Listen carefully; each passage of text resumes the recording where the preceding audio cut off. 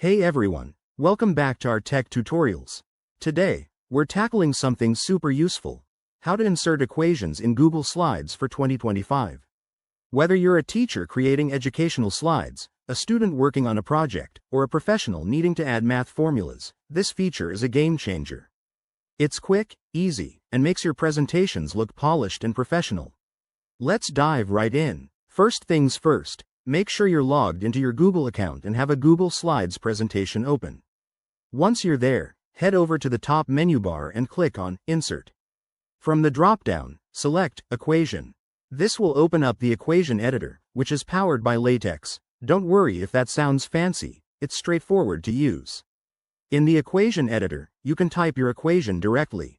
For example, if you want to insert a simple fraction, just type something like frac a, b, and hit enter. Google Slides will render it beautifully. You can also use the toolbar to add symbols, exponents, or Greek letters with a few clicks. Customize your equation by changing its size, color, or alignment to fit seamlessly into your slide. One cool tip for 2025. Google has improved the editor with better auto-suggestions, so as you type, it might even predict what you're going for, saving you time. If you run into any issues, like formatting errors, double-check your syntax or use the preview option before inserting. Once you're happy with your equation, just click Insert to add it to your slide. You can then resize or move it around like any other object. And there you have it, equations made easy.